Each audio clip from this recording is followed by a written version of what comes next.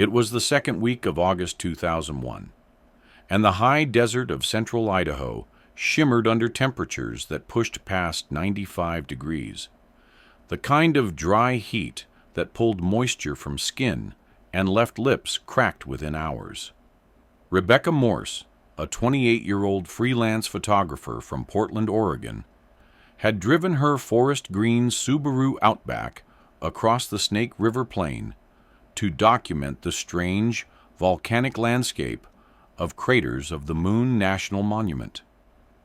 She told her roommate it would be a 4-day shoot, capturing the alien terrain for a geology textbook publisher who had commissioned a series on Pacific Northwest volcanic features.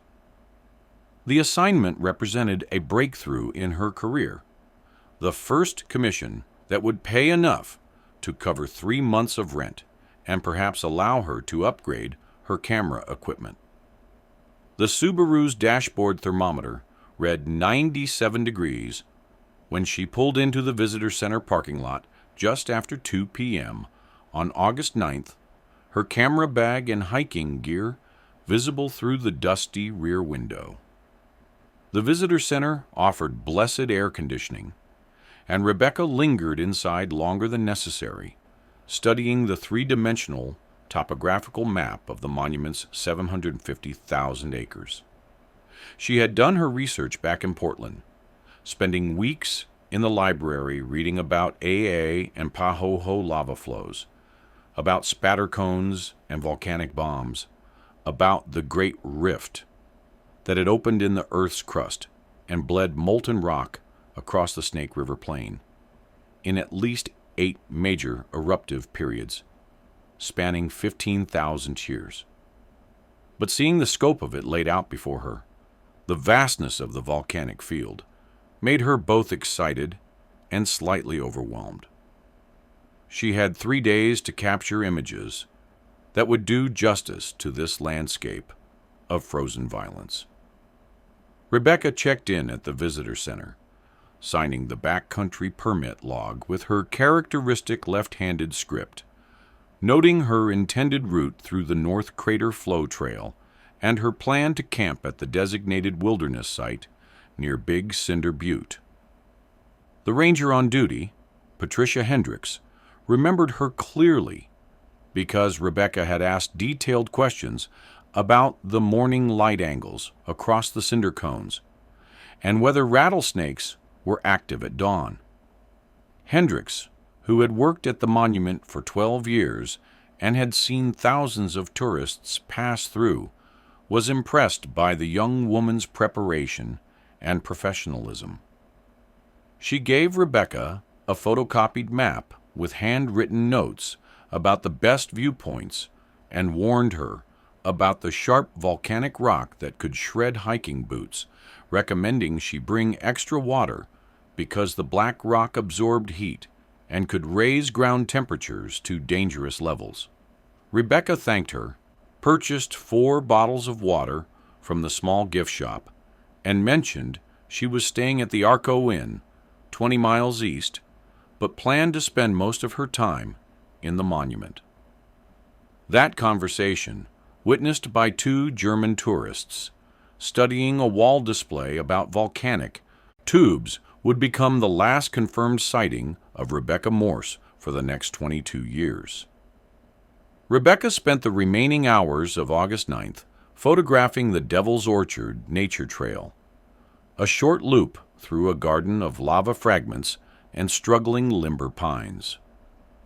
She worked methodically, taking light readings, making notes in her journal about aperture settings and composition ideas. Other visitors noticed her, a serious young woman with auburn hair pulled back in a ponytail, crouching and lying on the sharp ground to get the perfect angle, seemingly oblivious to the discomfort. A family from Utah asked if she was a professional photographer, and she smiled, saying she was trying to be. She recommended they visit at sunrise, when the light would transform the black rock into something magical. That evening, Rebecca returned to the Arco Inn, a modest 2-story motel that had seen better days, but was clean and affordable. She called her roommate, Jennifer Caulfield, from the phone in her room, the cell service being unreliable in the high desert. She was excited, describing the landscape as looking like another planet, like photographs from Mars or the Moon. She mentioned that the isolation was a bit unnerving. She had gone hours without seeing another person on some trails, but the photographic opportunities were incredible. Jennifer reminded her to be careful, to stay hydrated, to not take unnecessary risks for a shot. Rebecca laughed, saying the biggest risk was probably sunburn or twisting an ankle on the uneven ground. She planned to get up before dawn to capture the sunrise from the top of Inferno Cone. They said goodnight, and Jennifer would replay that conversation in her mind thousands of times over the next 2 decades, searching for any hint, any clue that something was wrong.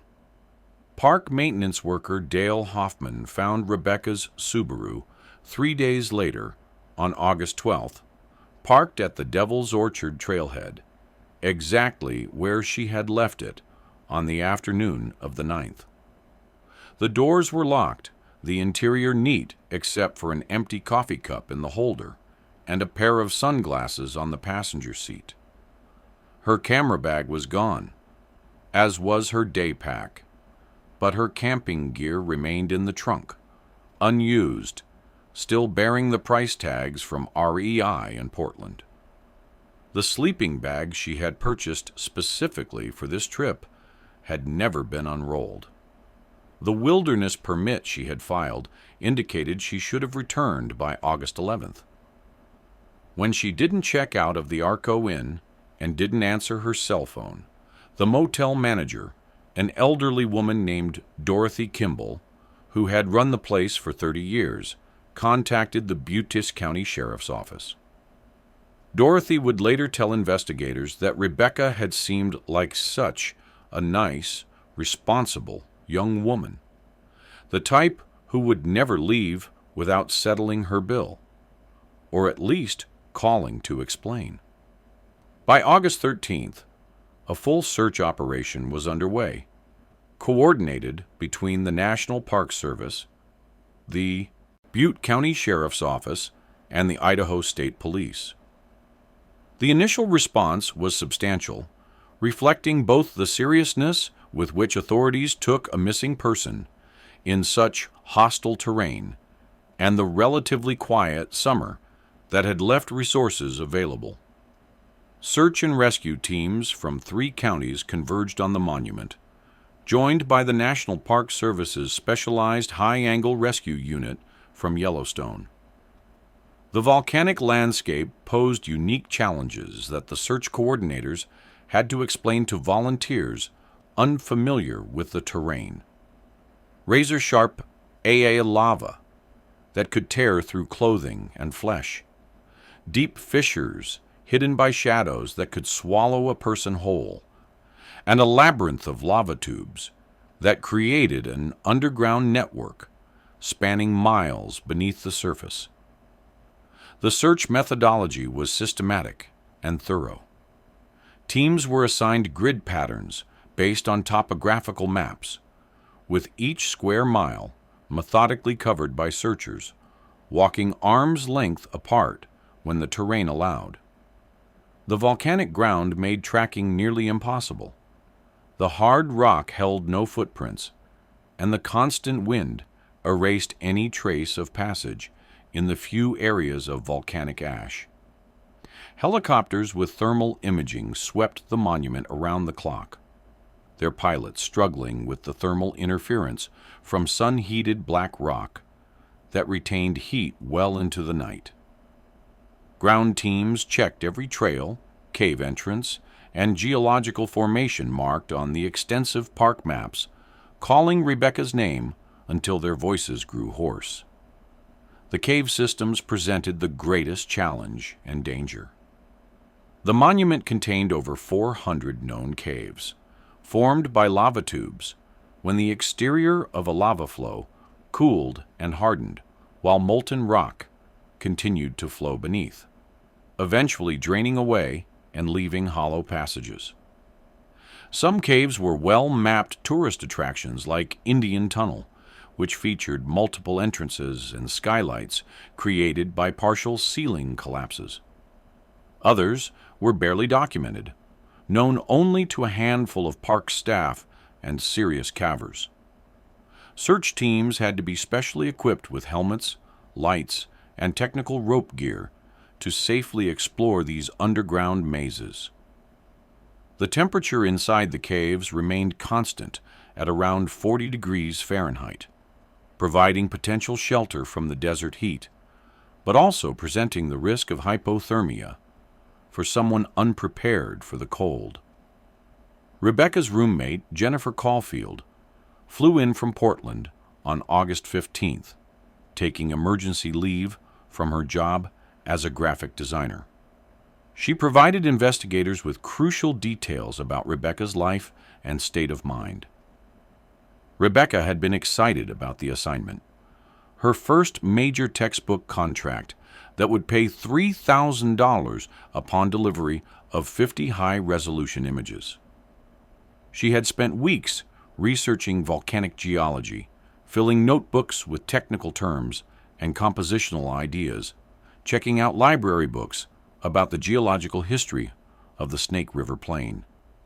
She wasn't an experienced outdoors woman, but was cautious and methodical, always leaving detailed itineraries and checking in regularly. Jennifer brought Rebecca's laptop, which contained extensive research about craters of the moon, including downloaded trail maps and photography forums, where Rebecca had asked advice about shooting in harsh light conditions.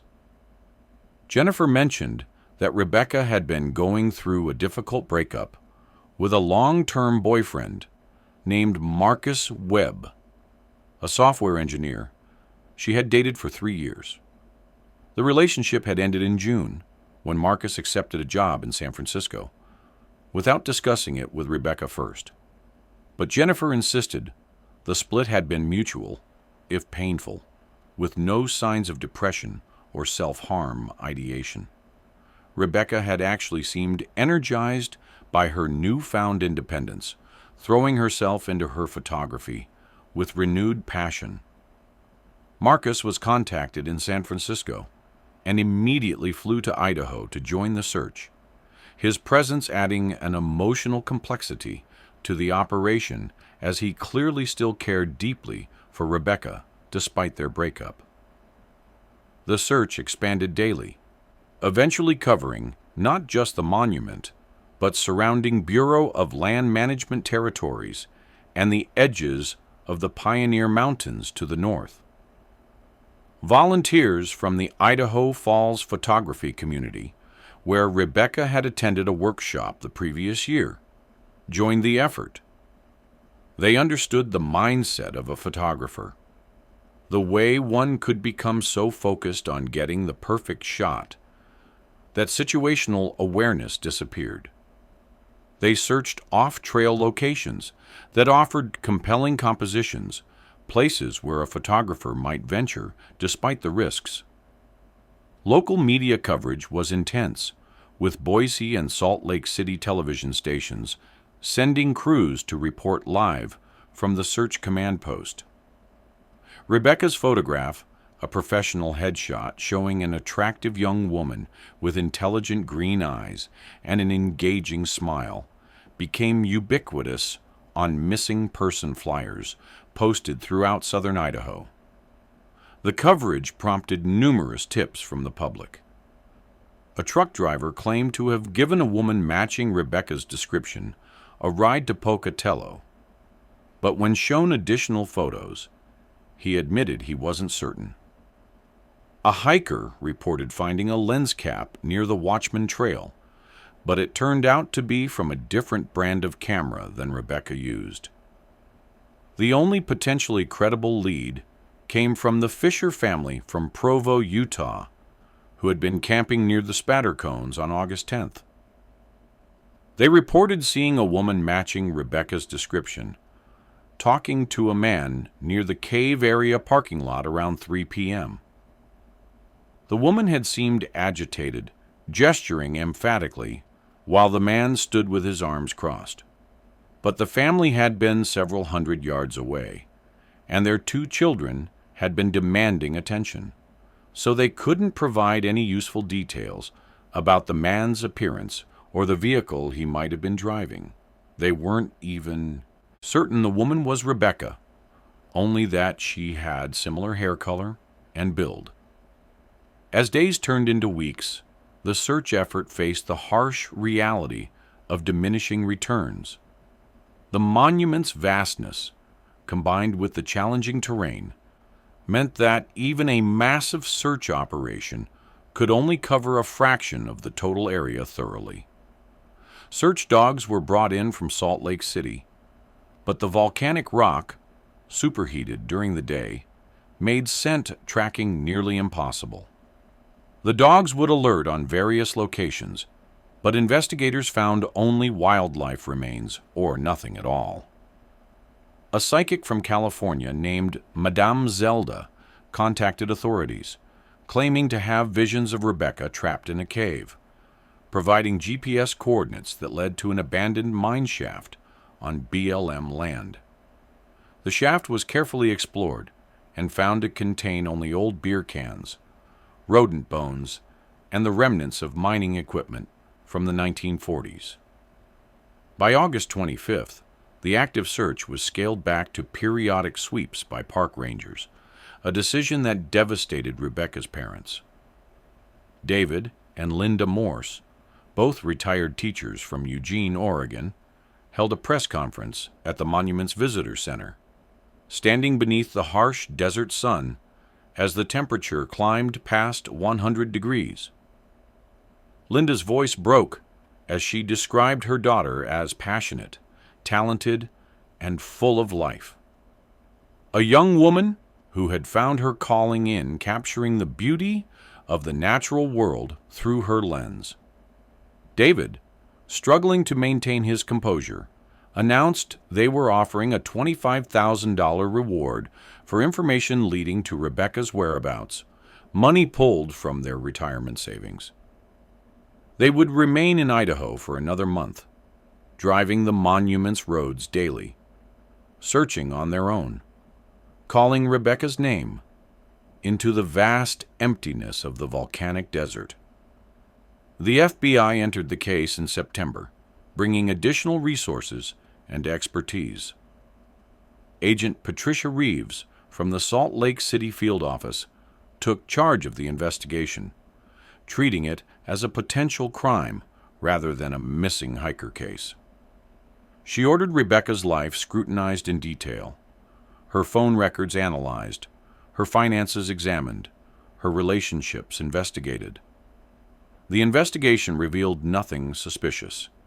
Rebecca had no debts beyond student loans, no enemies, no history of mental health issues or substance abuse.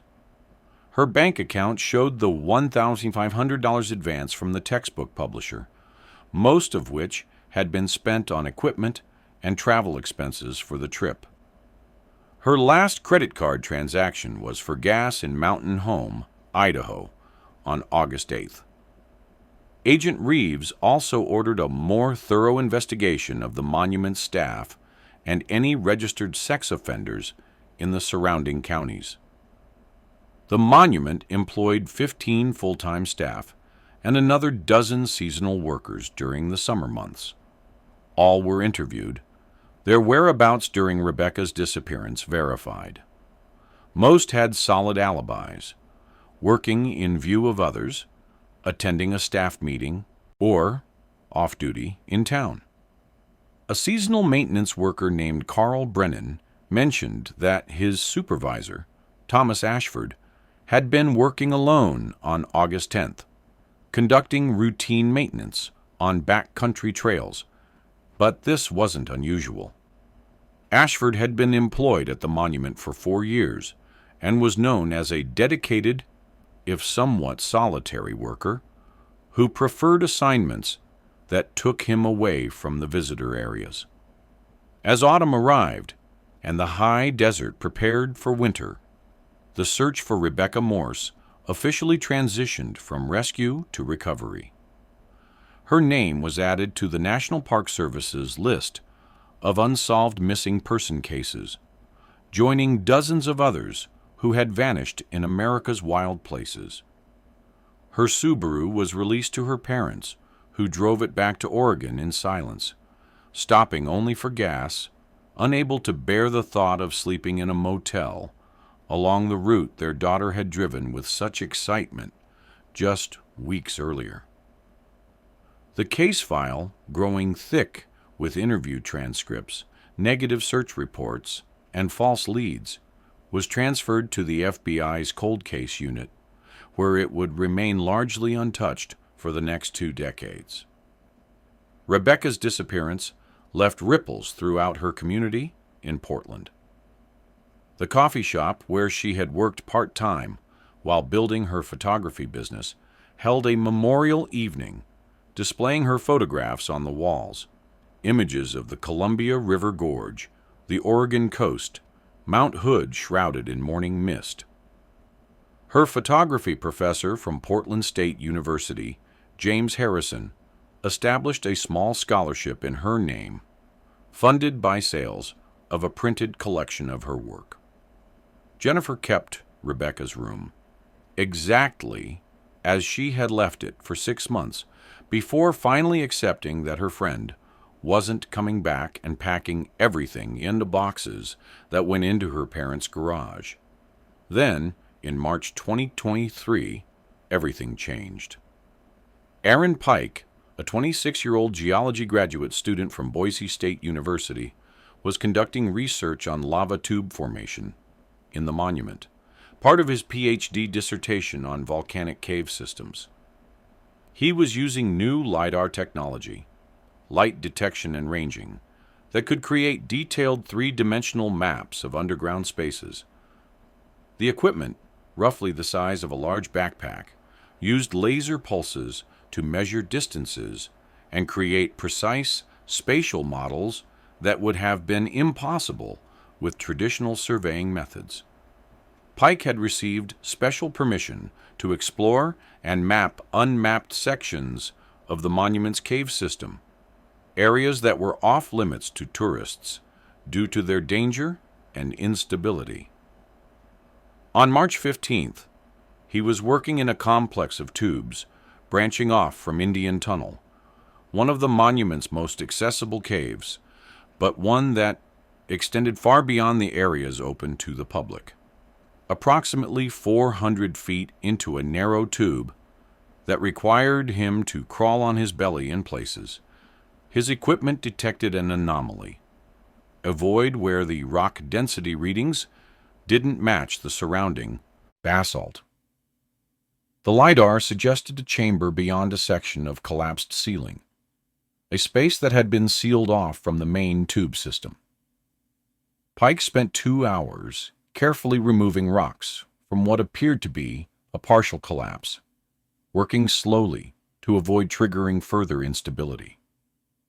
When he finally created an opening large enough to squeeze through, he emerged into a small chamber about 12 feet across and 7 feet high. His headlamp illuminated something that made him stumble backward in shock. A digital camera, the silver Canon PowerShot G2 that had been cutting-edge technology in 2001, sitting on a natural shelf of volcanic rock. The camera was covered in a fine layer of dust, but otherwise appeared intact, protected from moisture by the cave's constant dry conditions. Beside the camera, wrapped in what appeared to be a torn rain jacket, was a bundle of exposed film canisters and a spiral-bound journal, the pages brittle but readable in the cave's constant cool temperature.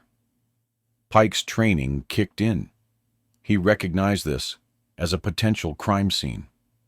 He carefully photographed everything without disturbing the items, using his phone to capture multiple angles. His hands were shaking as he backed out of the chamber, and made his way to the surface, where he immediately called 911. Within 6 hours, the FBI Evidence Response Team from Salt Lake City had arrived, along with Detective Sarah Kimura from the Butte County Sheriff's Office Cold Case Unit, a division that hadn't existed when Rebecca first disappeared. Kimura, now 45, had been a rookie patrol officer in 2001 and remembered the search vividly.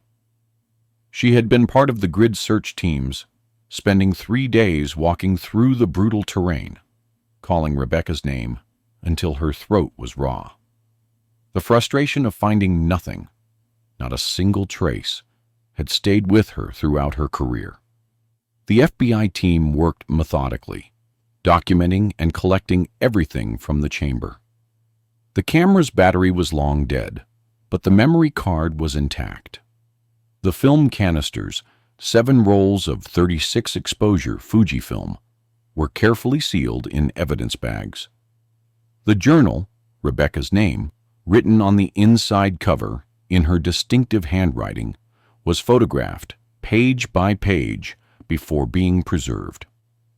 The team then conducted a thorough search of the chamber and connecting passages using ground-penetrating radar to check for any other voids or hidden spaces. The camera's memory card was sent to the FBI's Digital Forensics Lab in Quantico, where specialists in data recovery worked to extract any remaining information. Despite some corruption from age, they managed to recover 147 photographs. The images told the story of Rebecca's journey through the monument. Artistic shots of rope-like pahoho lava flows that looked like frozen rivers, dramatic shadows across cinder cones in the early morning light, close-ups of tiny wildflowers somehow thriving in volcanic ash. There were several self-portraits using the camera's timer function, showing Rebecca smiling, clearly enjoying her work despite the harsh conditions. The metadata showed the photos were taken over 2 days, August 9th and 10th. The final photographs, time-stamped August 10th, 4:47 p.m., showed the entrance to Indian Tunnel from an unusual angle, taken from slightly off the main trail. The last 3 frames were completely black, likely taken inside the cave without flash, possibly by accident as the camera was being put away. But it was the images from earlier that afternoon that proved most significant. In several shots, taken at different locations, a blue pickup truck could be seen in the distant background, appearing to follow Rebecca's route through the monument. The exposed film, when carefully developed, using specialized techniques for aged materials, revealed more of Rebecca's work from August 9th and the morning of August 10th. But it was the journal that provided the most chilling evidence. While most of the pages contained technical notes about photography, exposure settings, composition ideas, reminders about which lenses to use for specific shots, the last 3 pages told a different story, written in an increasingly shaky hand. August 10th, 10:30 a.m. Someone's been following me since yesterday. Same blue pickup at 3 different trailheads. Male, white, maybe 40s, baseball cap and sunglasses. Pretends to read trail maps when I look his way. Thought I was being paranoid, but he was at Inferno Cone this morning at sunrise. No one else there at 5:30 a.m. 2:00 p.m. He knows my car. Found a note under the wiper when I came back from Devil's Orchard. Beautiful sunrise shots yesterday. I didn't see anyone during yesterday's sunrise. How did he know? Hands shaking. Should I leave? But I need these shots for the assignment. Maybe go to Ranger Station. 4:30 p.m. He was waiting at Cave area parking lot. Tried to talk to me. Said he was a photographer too. Wanted to compare notes. Something off about him. Knows too much about me. mentioned Portland, asked about the textbook job. Never told him any of that.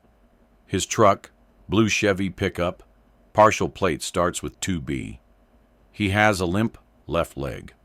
Going to Indian Tunnel to lose him. If something happens to me, find the blue truck. The discovery of Rebecca's belongings transformed a decades-old missing person case into a potential homicide investigation. Detective Kimura immediately requested all vehicle registrations from 2001 for blue Chevrolet pickups with plates beginning with 2B. The Idaho Department of Motor Vehicles search returned 47 matches across the state. She began the methodical process of tracking down each owner, cross-referencing with employment records, criminal histories, and proximity to craters of the moon during the relevant time frame. Working with FBI analysts, Kimura built a profile of the suspect. Likely local or regional, familiar with the monument's layout, including restricted areas, physically capable despite the limp, possibly with a history of stalking or inappropriate behavior toward women. The note left on Rebecca's car suggested someone who had been watching her for at least a day, someone patient enough to observe without immediately approaching. The killer had also been intelligent enough to hide evidence in a section of cave that was off the mapped tourist routes, suggesting intimate knowledge of the cave systems. The breakthrough came from an unexpected source. Kimura had requested personnel files for all monument employees and volunteers from 2001, a process complicated by the passage of time and changes in record-keeping systems. Among them was the seasonal maintenance worker Carl Brennan, who had mentioned his supervisor working alone on August 10th. Brennan tracked down to his current home in Boise, where he worked as a science teacher, was cooperative, and provided additional details he hadn't thought significant at the time. Brennan's supervisor in 2001 had been Thomas Ashford, the monument's facilities manager. Brennan remembered Ashford as competent but unsociable, someone who volunteered for solo assignments and knew every trail, cave, and geological feature in the monument. Ashford had been going through a difficult divorce that summer and had seemed more withdrawn than usual. Most significantly, Brennan recalled that Ashford drove a blue Chevrolet Silverado as his personal vehicle, though he usually used a park service truck during work hours. Kimura pulled Ashford's employment records. He had worked at Craters of the Moon from 1998 to October 2001, leaving abruptly with a vague explanation about family medical issues. His vehicle registration from 2001 confirmed he owned a 1998 Chevrolet Silverado, license plate 2B7741. A medical report from 1999 documented treatment for a fractured tibia in his left leg following a motorcycle accident, which had left him with a permanent slight limp. Further investigation revealed a troubling pattern. After leaving Craters of the Moon, Ashford had worked for the Forest Service in Salmon, Idaho, from 2002 to 2008. In 2010, he had been living in Missoula, Montana, where he was questioned regarding the disappearance of Sarah Dietrich, a 31-year-old hiker who vanished in the Bitterroot Mountains. The case bore similarities. A solo female outdoors enthusiast, no trace found despite extensive searching. Ashford had been working in the area at the time. He was never charged due to lack of evidence, and Sarah Dietrich was never found. On April 18, 2023, Detective Kimura and FBI agents Patricia Reeves and Michael Chen drove to Hayden Lake in northern Idaho, where Thomas Ashford, now 64, lived in a modest manufactured home on 3 acres of pine forest. Surveillance conducted over the previous week showed he lived alone, worked part-time as a handyman and maintained a routine of morning coffee at a local diner and evening walks with his German Shepherd. They knocked on his door at 7:10 a.m., timing the visit to catch him before he left for his morning routine. Ashford answered in a flannel shirt and jeans, his gray hair neatly combed, his expression showing no surprise at finding law enforcement at his door. Kimura noted the slight favor of his left leg as he stepped back to let them in. The German Shepherd, an older dog named Baxter, watched from his bed in the corner, alert but not aggressive. The interior of Ashford's home was meticulously organized, almost obsessively neat. The walls were decorated with topographical maps and photographs of various national parks and monuments.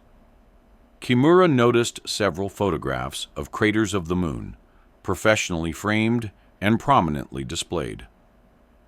They sat at his kitchen table, the morning light filtering through clean windows that looked out onto a carefully maintained vegetable garden. Kimura placed a photograph of Rebecca Morse on the table and asked if Ashford remembered her. He studied it for a long moment, his face revealing nothing, then said yes. He remembered the search. Everyone who worked at the monument that summer remembered. It had been the biggest incident in the park's history. Hundreds of people searching, helicopters circling for days. He said it had been tragic, the kind of thing that stayed with you. A young woman vanishing like that. When asked if he had ever interacted with Rebecca personally, Ashford was careful with his words. He said he might have seen her at the visitor center or on the trails. Many photographers came through the monument, especially in summer. He couldn't recall any specific conversation, but noted that staff often gave informal advice to visitors about the best photo locations.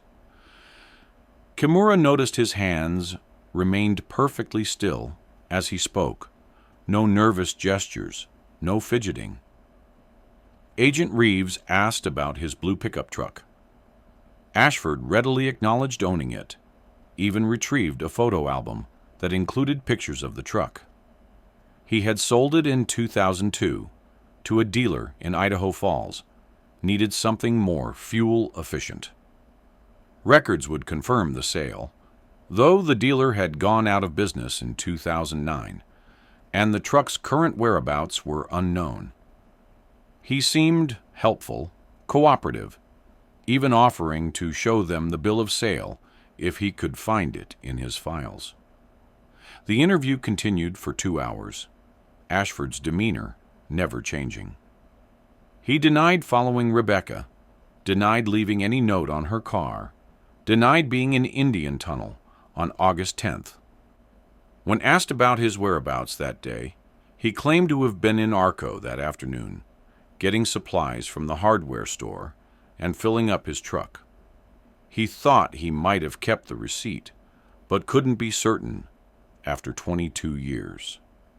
Kimura made notes to verify this with whatever records might still exist.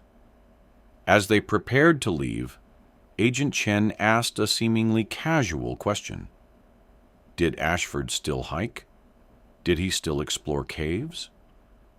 Ashford said his leg made hiking difficult now, especially on uneven terrain, but he admitted to maintaining an interest in geology. He gestured to a bookshelf lined with geological texts, field guides, and several books about volcanic formations.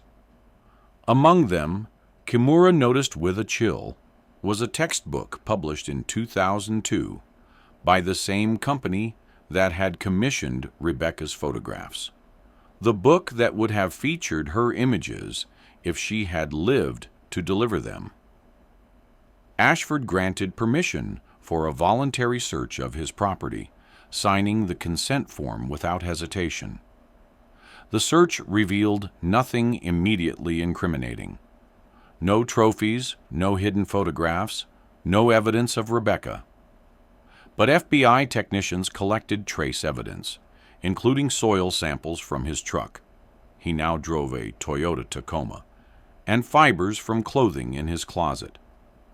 Everything would be analyzed for any possible connection to Rebecca's disappearance. The investigation intensified over the following weeks. Kimura obtained a court order for Ashford's financial records from 2001. They showed he had withdrawn $300 in cash from an ATM in Arco on August 10th at 2:15 p.m., contradicting his claim of being there in the afternoon for supplies. The hardware store he mentioned had no record of a purchase that day, though the manager admitted their records from that period were incomplete, many destroyed in a basement flood in 2010. The developed film from Rebecca's camera provided the crucial evidence. Frame 17 on the fourth roll, a self-portrait Rebecca had taken at the spatter cones, showed her wearing sunglasses. When the FBI lab enhanced and magnified the reflection in the lenses, they could make out a figure standing approximately 30 feet behind her, a man in a light-colored shirt standing next to what appeared to be the front corner of a blue pickup truck. Further enhancement using advanced software revealed a partial license plate visible in the truck's windshield reflection, 2B07. While the full plate number couldn't be determined, it was consistent with Ashford's truck. Kimura decided to re-interview Carl Brennan, hoping his memory might provide additional details. Brennan, now 45 and teaching high school earth science in Boise, was nervous but eager to help. When shown Rebecca's photograph again, something clicked in his memory. He remembered that on August 11th, the day Rebecca's disappearance was first reported, he had seen Ashford at the maintenance facility at 6 a.m., unusually early even for him. Ashford had been washing his pickup truck with the pressure washer, spending an unusual amount of time cleaning the bed and undercarriage. When Brennan had made a joke about it being a bit early for detailing, Ashford had said he'd been hauling equipment through muddy back roads. But Brennan remembered thinking it hadn't rained in weeks, and there were no muddy roads in the monument during the drought conditions of August. Armed with this information, Kimura requested a more thorough search of the cave system where Rebecca's belongings were found. Using ground-penetrating radar and a specialized cave rescue team from Colorado, they systematically mapped every passage and chamber connected to the site. The search was dangerous and technically challenging, requiring team members to squeeze through passages barely large enough for a human body, always aware that the volcanic rock could shift and trap them. On May 22, 2023, the team made a horrific discovery. In a narrow fissure, approximately 150 feet from where the camera was found, behind what appeared to be a deliberate stack of volcanic rocks that had to be carefully removed by hand, they found human remains. The body had been wedged deep into the fissure and covered with rocks, hidden so well that earlier searches had missed it entirely. The cool, dry conditions of the cave had partially mummified the remains, preserving more evidence than would typically survive after 2 decades. The remains were carefully extracted and sent to the FBI laboratory in Quantico. DNA analysis confirmed what everyone already knew. It was Rebecca Morse. The medical examiner found evidence of blunt force trauma to the skull, specifically 3 impact sites, suggesting repeated blows with a heavy object. There were defensive wounds on the finger bones and arms, indicating Rebecca had fought her attacker. Fragments of synthetic blue fabric were found beneath the remains, caught on the sharp volcanic rock, consistent with the type of work shirts worn by monument maintenance staff in 2001. Most significantly, the medical examiner found something clutched in the skeletal hand, a button, plastic with a small monument logo, the type used on Park Service uniforms in the early 2000s. The button had 4 small scratches on its surface that, when examined under a microscope, formed what appeared to be letters T.A. Rebecca, in her final moments, had apparently tried to leave a clue to her killer's identity. On June 1, 2023, arrest warrants were issued for Thomas Ashford. A team of federal agents and local law enforcement surrounded his home in Hayden Lake at dawn. Ashford was in his kitchen, drinking coffee and reading a geology journal when they announced their presence. He set down his cup carefully, walked to the door, and surrendered without resistance. As they placed him in handcuffs, he said only, "I've been expecting you for 22 years." The arrest shocked the small community of Hayden Lake, where Ashford had been known as a quiet, helpful neighbor who plowed driveways in winter and helped elderly residents with home repairs. Several neighbors told reporters they couldn't believe it. Tom had always seemed like such a normal, decent guy. His next-door neighbor, retired teacher Margaret Olson, said he had always been polite and respectful, never causing any problems, always keeping his property immaculate. The trial began in February 2024 at the Butte County Courthouse in Arco, the same town where Rebecca had stayed during her final days. The courthouse, a modest 2-story building constructed in 1928, had never seen such media attention. News vans lined the street, and reporters from as far as New York and Los Angeles filled the small gallery. The prosecution, led by Assistant U.S. Attorney Michael Chen, had spent months building their case, organizing evidence that spanned 2 decades. Chen's opening statement was methodical and devastating. He laid out how Ashford had encountered Rebecca at the monument, become obsessed with her over the course of 2 days, stalked her as she worked, and finally confronted her in the darkness of Indian Tunnel. When she resisted his advances, he had killed her in a rage, then used his intimate knowledge of the cave systems to hide her body where he believed it would never be found. The blue fabric found with the remains matched work shirts purchased by the monument for maintenance staff in 2001. The button clutched in Rebecca's hand was identical to those used on Park Service uniforms. The partial license plate in the photograph, the withdrawn cash, the early morning truck washing, all pointed to Ashford's guilt. The defense, led by Boise attorney Robert Fitzgerald, argued that the evidence was entirely circumstantial. Thousands of people visited the monument that summer. Many drove blue trucks, and Rebecca could have encountered anyone in those caves. The fabric and button could have come from any park employee or even been planted. The reflection in the photograph was too blurry to definitively identify anyone or any vehicle. Ashford had worked at the monument for years without incident. There was no history of violence or inappropriate behavior toward women. The prosecution's case built momentum with each witness. Jennifer Caulfield, Rebecca's former roommate, now 50 with graying hair and tears streaming down her face, testified about their last phone conversation. Rebecca had mentioned a creepy guy who seemed to be everywhere she went, someone who made her uncomfortable, though she couldn't explain exactly why.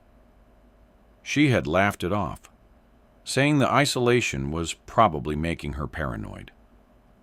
Jennifer had told her to trust her instincts, to be careful. Those were the last words she ever spoke to her friend, and she had replayed them thousands of times since, wondering if she should have said more, urged Rebecca to leave immediately. Patricia Hendricks, the now retired park ranger who had checked Rebecca in, testified about the young woman's professionalism and preparation. She also testified that Ashford had been one of the few staff members with master keys to all areas of the monument, including restricted cave entrances. He often worked alone and had extensive knowledge of unmapped cave passages that he had explored on his own time. The most dramatic testimony came from Carl Brennan, Ashford's former subordinate. Under direct examination, he revealed additional details about Ashford's behavior that summer. Ashford had made comments about female visitors, particularly those traveling alone, that made Brennan uncomfortable. He recalled Ashford saying once that women shouldn't travel alone in such remote places, that anything could happen and no one would ever know. At the time, Brennan had dismissed it as typical protective paternalism, but in retrospect, it seemed more sinister. The defense struggled to counter the mounting evidence. Their expert witness on photograph analysis testified that the reflection in Rebecca's sunglasses was too distorted to make a positive identification, but on cross-examination, admitted it was consistent with Ashford's truck. A geology expert testified that anyone familiar with the monument could have hidden the body, but admitted that the specific location suggested intimate knowledge of rarely explored passages. On the 7th day of trial, the prosecution introduced evidence that had been discovered just weeks earlier. During a search of Ashford's former residence in Salmon, Idaho, now a rental property, investigators had found a hidden compartment in the basement workshop. Inside were photographs of women taken without their knowledge at various parks and monuments, including 3 photographs of Rebecca Morse at Craters of the Moon. The photos showed her at Devil's Orchard and the Inferno Cone, taken from a distance with a telephoto lens. The dates on the photo prints were August 9th and 10th, 2001. Thomas Ashford took the stand in his own defense on February 26th, against the advice of his attorney. He spoke in a calm, measured voice, maintaining his innocence while admitting to remembering Rebecca.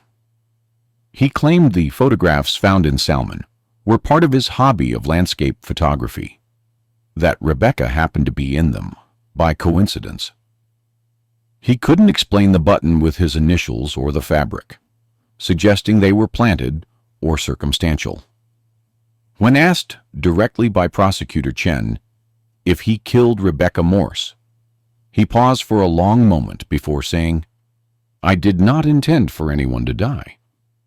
The courtroom erupted at this seeming admission, and the judge called for order. Under continued questioning, Ashford refused to elaborate, invoking his Fifth Amendment rights against self-incrimination. But the damage was done. The jury had heard what sounded like a confession. On February 28, 2024, after 2 days of deliberation, the jury found Thomas Ashford guilty of first-degree murder. As the verdict was read, he showed no emotion, his eyes fixed on the defense table. Rebecca's parents, David and Linda Morse, now in their late 70s, held each other and wept quietly. Her mother would later tell reporters that nothing could bring Rebecca back, but knowing what happened, knowing she had been found, and her killer brought to justice, provided a kind of peace they hadn't thought possible. The sentencing hearing took place 2 weeks later. Detective Kimura read a victim impact statement on behalf of Rebecca's family, describing the 22 years of uncertainty, the birthdays and holidays shadowed by absence, the grandchildren Rebecca would never give them, the photographs she never took, the life she never lived. She spoke about the crater, Rebecca's disappearance, had left in the lives of everyone who loved her a void as deep and dark as the caves that had hidden her for so long. Rebecca's father, David, spoke directly to Ashford, his voice steady despite his age. He said he had spent 2 decades imagining what he would say to the person who took his daughter, but now, facing him, he felt only pity. "You stole a bright light from this world," he said. But Rebecca's light wasn't extinguished. It lives on in her photographs, in the scholarship in her name, in the young photographers she continues to inspire. You tried to hide her in darkness, but she has emerged into the light. When given the opportunity to speak before sentencing, Ashford stood slowly, favoring his left leg as always. In a voice barely above a whisper, he said, "I've carried this for 22 years. Every day, every night. I never meant for it to happen the way it did. I just wanted to talk to her, to know someone who saw beauty in that desolate place like I did. But she looked at me like I was nothing, like I was invisible. I couldn't stand being invisible anymore." He paused, then added words that sent shock waves through the courtroom. "I know where Sarah Dietrich is. I'll tell you, but I want to be buried in Idaho when I die. This is my home." The judge sentenced Ashford to life without the possibility of parole. Within hours, he had provided coordinates to a location in the Bitterroot Mountains where search teams would eventually recover Sarah Dietrich's remains, bringing closure to another family who had waited 13 years for answers. The discovery prompted a review of other cold cases in areas where Ashford had lived and worked, though no additional victims were identified. The impact of Rebecca's case rippled outward through law enforcement and the National Park Service. Protocols for solo visitors in national parks were reviewed and updated. Craters of the Moon installed emergency communication systems in remote areas and increased ranger patrols. The Idaho State Police created a specialized cold case unit with additional funding, recognizing that advances in technology could solve cases previously thought unsolvable. The FBI created new guidelines for preserving evidence in missing person cases, emphasizing that what seems insignificant at the time might prove crucial decades later. In Portland, Rebecca's photographs were finally published, not in the textbook she had been commissioned for, but in a memorial exhibition at the Portland Art Museum, titled "Last Light, the Photography of Rebecca Morse." The exhibition featured not only her final images from Craters of the Moon, but also her earlier work from Oregon, intimate portraits of nature that revealed her artistic eye and passion for the natural world. The exhibition raised over $100,000 for a scholarship fund at Pacific Northwest College of Art, where Rebecca had studied. Young photographers would receive support to pursue their vision, to capture the world as Rebecca had tried to do. The last photograph in the exhibition was the self-portrait with the reflection of her stalker in her sunglasses. The museum's curator had debated whether to include it, ultimately deciding it was important to show not just Rebecca's art, but her unintentional documentation of her killer. The image became iconic, a woman unknowingly capturing evidence of the danger closing in on her. Art and evidence inseparably fused. It served as a reminder that photographers, in their pursuit of beauty, often capture more than they intend. On the first anniversary of the verdict, a memorial plaque was installed at Craters of the Moon's Visitor Center, not far from where Rebecca had signed the backcountry permit log with her characteristic left-handed script. It read, In memory of Rebecca Morse, 1973-2001, who saw beauty in desolation and whose artistic vision endures. May all who wander here return safely home. Park Ranger Patricia Hendricks, now retired, attended the ceremony. She had never forgotten the enthusiastic young woman who asked about morning light angles and rattlesnakes. She placed a small bouquet of Indian paintbrush flowers, the same wild flowers Rebecca had photographed, growing impossibly in volcanic ash, beneath the plaque. Today, Rebecca's case is studied at the FBI Academy as an example of how cold cases can be solved through persistence, advancing technology, and the preservation of evidence. Her journal and photographs, her final acts of documentation, had provided the clues necessary to identify her killer decades later. The case highlighted the importance of treating every missing person case as a potential crime, of preserving evidence even when it seems insignificant, and of never giving up on the missing. Thomas Ashford remains incarcerated at the Idaho State Correctional Institution, where he spends his time in the prison library, reading geology texts and corresponding with forensic psychology students studying obsessive behavior and stalking. He has never expressed remorse beyond his statement at sentencing, maintaining that his actions were the result of a moment's passion rather than premeditation, a claim thoroughly contradicted by the evidence of his methodical stalking and the deliberate concealment of Rebecca's body. The craters of the moon continue to draw photographers from around the world, attracted by the same alien beauty that brought Rebecca Morse to Idaho in August 2001.